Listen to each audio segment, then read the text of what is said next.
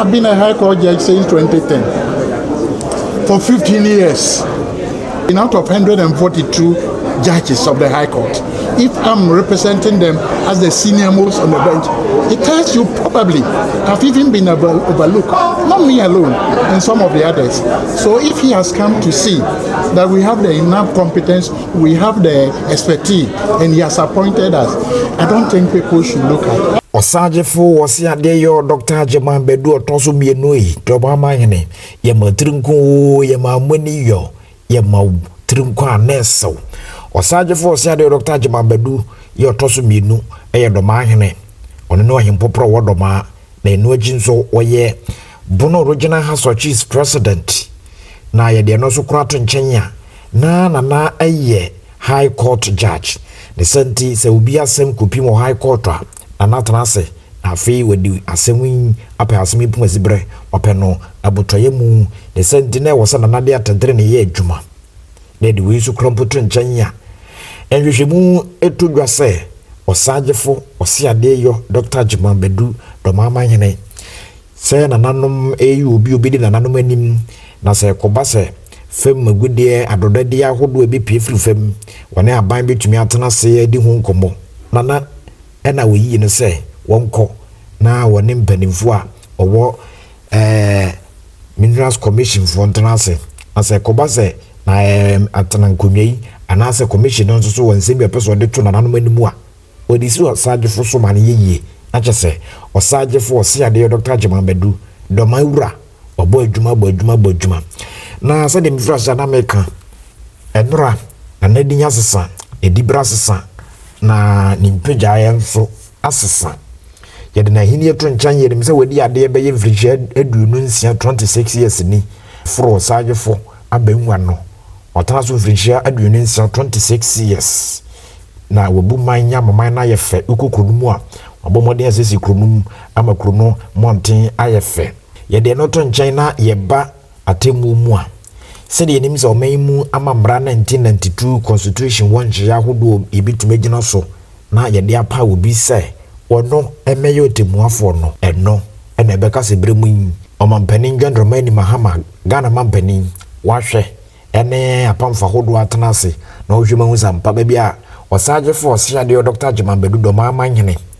osoma koduro ye bano se yidi asem anasa atemu mu a ye frɛ Justice Daniel Bensa nana wabo adwuma na Osagyefo abo adwuma se lawyer enfrihia makomako dumiensa 13 years na bra se okọ High Court so di asem se High Court judge no so wasum frihia makomako kudunum 15 years na omeima mamara nso kyerɛ sɛ so bi di lawyer mfrihia mako dumienu ekɔ a itumi paano se woye appeal court judge na ohwe se Osagyefo aye judge akotona se judge ana otemuafo mfrihia makomako dunum efiso frase afe mpimienu ene edu 2010 mu na wasoma besi sabreya na yezana na wasompa na yeka appeal court judge ho asemu a echenkrin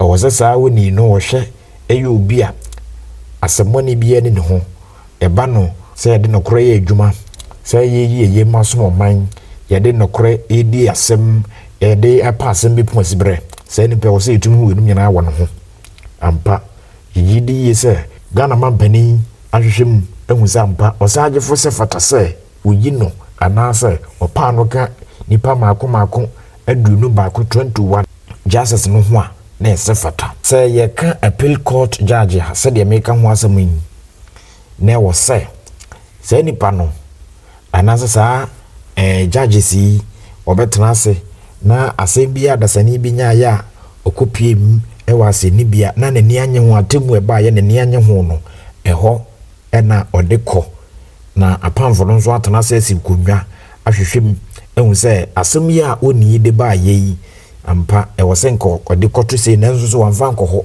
na odekọto se na onso atena se apẹ asem no pon sibre se de be ya fragadam dwumdie ana sisie na apobo bia so entumi enkoso na wode eno so eto nkyanya ohwemu sa tentrene ebetumi ayɛ adwuma enti fragadam bia ketasehye bia enni ho enti sɛ yɛka appeal court judge ɛho nsɛm a anaasɛ judges ho nsɛm a na ɛyɛ asɛm a ɛdɛ ɛfɛ na adwuma na wo ba bɛbɔ no ɛnyɛ adwuma kuma ne sɛnti sɛdeɛ ndra Ghana mampanin Dormaahene Mahama wɔne mpanimfo bebree tena ase na oyi nipa maako aduonu baako sɛ ebre yi mu deɛ ɔto mpaniyim anaasɛ ɔto wondi bremu Osagyefo Oseadeeyo Dr. Agyemang Badu Dormaahene a wɔyɛ Bono Regional House of Chiefs President ɔno nso so saa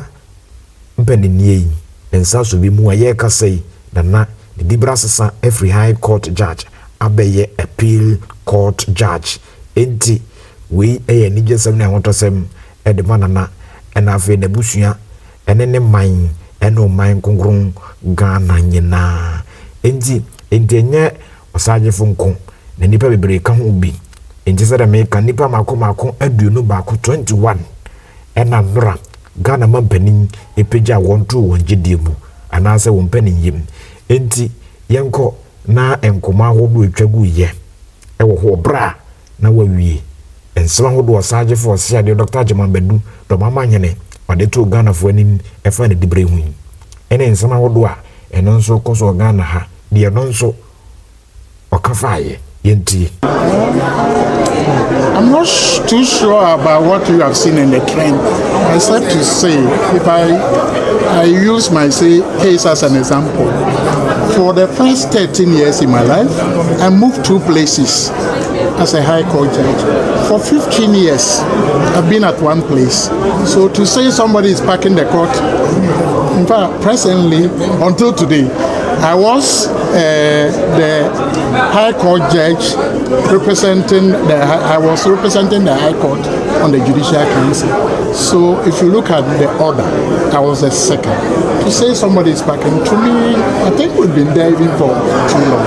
It's not a matter of packing the court, but I believe that each one of them, about 21 of us, have his own competencies, has his own, the strength that they come up with. So I wouldn't say, if you look at the number of cases and the backlog that we are all, saying that cases delay, ostensibly there's a need for us to ensure that judges come on board at all the levels, Supreme Court, the Court of Appeal, the High Court, so that we can, hold on to ensure that the cases are, expedited. So, in a nutshell, I wouldn't say that the courts have been, but once you have the necessary competence, once you've been there for some time and you have been elevated. As for the appointment, normally the president appoints on the advice of the Judicial Council.